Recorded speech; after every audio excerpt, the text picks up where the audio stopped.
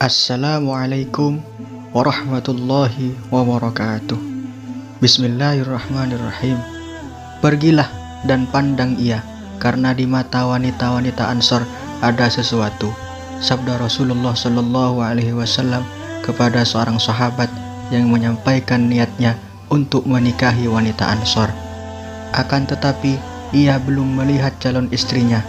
Kesolehaan para sahabiyah, didikan Rasulullah Shallallahu Alaihi Wasallam tidak perlu diragukan lagi. Akan tetapi kriteria fisik perlu juga dijadikan pertimbangan. Oleh karena itulah Rasulullah Shallallahu Alaihi Wasallam menyuruh sahabat tadi melihat wanita yang hendak dinikahinya, sebab mata wanita Ansor berbeda dengan mata wanita lain dan mungkin bisa membuatnya terkejut dan takjub. Imam Ahmad bin Hanbal mengingatkan secara gamblang, jika seorang laki-laki ingin meminang wanita, hendaknya hal pertama yang ditanyakan adalah kecantikannya. Lanjutnya, jika wanita tersebut dipuji kecantikannya, bertanyalah lebih lanjut mengenai agamanya. Jika wanita tersebut baik agamanya, hendaknya ia menikahi wanita tersebut. Sebagaimana hadis yang diriwayatkan Abu Hurairah radhiyallahu an, "Tankihu al-mar'ata li arba'in, limaliha wa hasabiha wa jamaliha wa diniha." Nikahilah seorang perempuan karena 4 hal, karena hartanya, nasabnya, kecantikannya, dan juga agamanya. Karena apa? Kecantikan juga diprioritaskan dalam Islam, sebagaimana hadis Nabi Muhammad sallallahu alaihi wasallam, "Khairun nisa man tasurru idza nudirat wa tuti'u idza umirat." Paling bagusnya perempuan adalah jika engkau melihatnya, maka engkau akan bahagia, dan jika engkau memerintahkannya, senantiasa ia akan taat. Jika kita membahas perihal kecantikan, maka tidak akan habis-habisnya, karena menurut kami pribadi, kecantikan itu adalah suatu hal yang relatif. Bisa saja menurut satu orang laki-laki dia cantik, tapi menurut orang lain malah sebaliknya. Dan kita bisa simpulkan bahwa kecantikan itu tergantung per individu perorangan.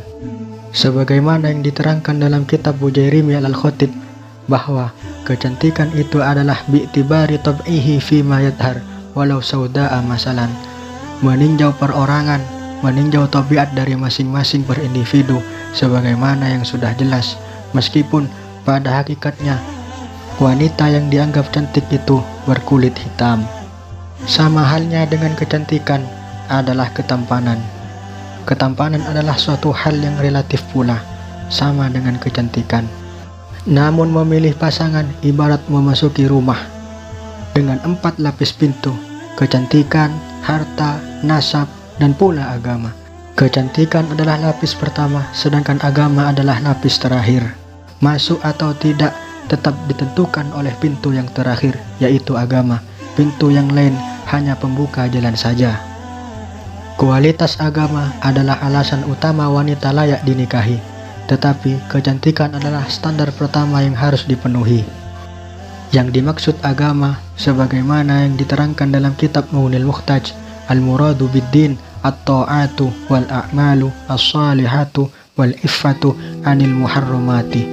Yakni yang dimaksud dengan agama adalah wanita tersebut taat dan melakukan pekerjaan-pekerjaan yang salihah, dan dia terjaga dari sesuatu yang diharamkan oleh Allah Subhanahu wa Ta'ala.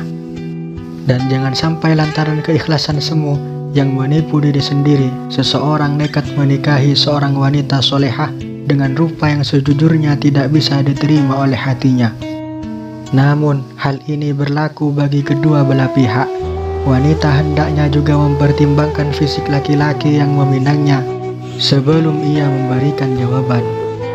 Al-Kisah, ada seorang wanita yang mendatangi Rasulullah Sallallahu Alaihi Wasallam dan berkata, "Ya Rasulullah, suamiku Sabit bin Qais, tidak aku cela akhlak dan agamanya.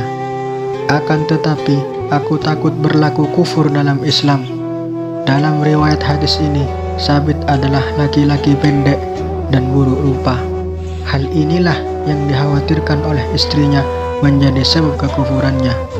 Setelah mendengar curhatan dari wanita tersebut, Rasulullah Shallallahu Alaihi Wasallam menyuruh keduanya untuk bercerai. Namun, perlu kita ketahui bersama, sebelum kita menetapkan standar untuk calon pasangan kita, lebih baik kita mengaca terlebih dahulu. Jangan sampai karena menetapkan standar yang terlalu tinggi, justru menjadikan kita jomblo selama-lamanya. Dan semoga kita mendapatkan jodoh yang sesuai dengan kriteria kita masing-masing. Semoga bermanfaat. Wallahu a'lam bishawab. Wassalamualaikum warahmatullahi wabarakatuh.